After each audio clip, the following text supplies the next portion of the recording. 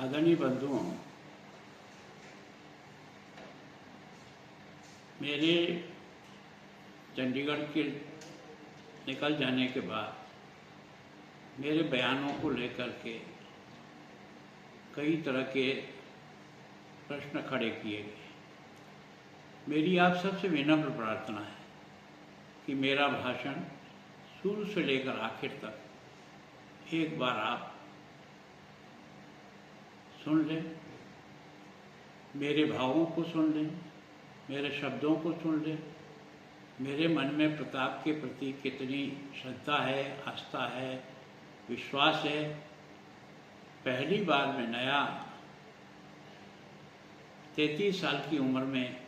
MLA बनकर गया था, तब मैंने आग्रहपूर्वक प्रताप के इस शौर्यपूर्ण जीवन को मेवाड़ में स्थापित किया जाए। घर घर गांव-गांव लोगों के मन में प्रताप की उस जीवन को लोग नज़दीक से देख सकें, उसके लिए मुख्यमंत्री भैरव सिंह जी से निवेदन करके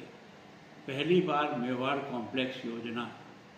77 से लेकर 80 तक ही राज रहा था, पर हमने उसको स्वीकृत कराया और उसके कारण से ही आज कुंभलगढ़ का विकास, गोगुंदा का विकास, चावंड का विकास, हल्दी घाटी का विकास उसके बाद शुरुआत हुई। मैंने उस विषय को ही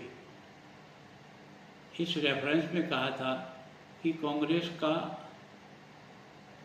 47 से लेकर के 77 तक सरकारें रही, लेकिन प्रताप के जीवन को ऊंचाई पर ले जाने के लिए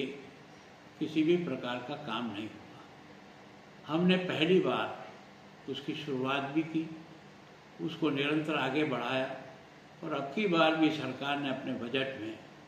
प्रताप से संबंधित स्थानों को और विकसित करने के लिए 175 करोड़ रुपए की स्वीकृति दी है। मेरा कहने का भाव जो था कि हम लोगों ने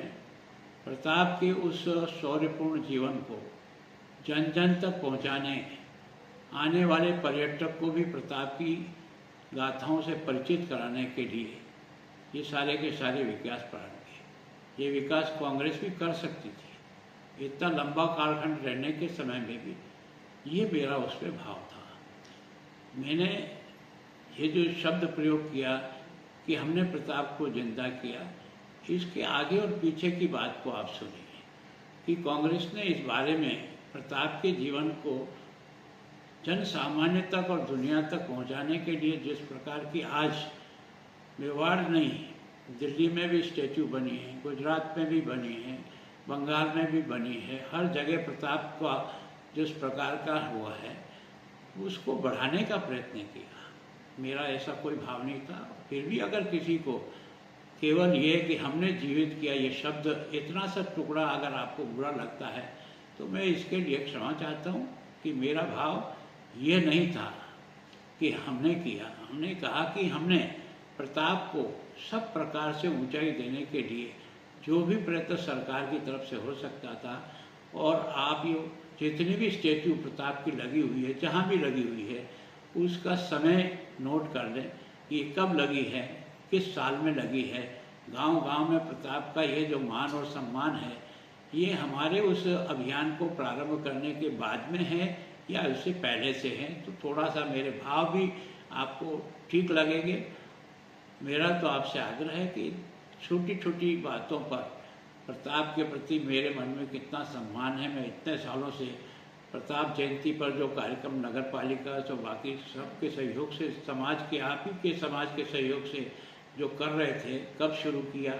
कब इसको हमने कहाँ तक ले जाने का प्रयत्न किया। अगर सम्मान नहीं होता है तो क्या ये कार्यक्रम हम नगर परिषद के अपने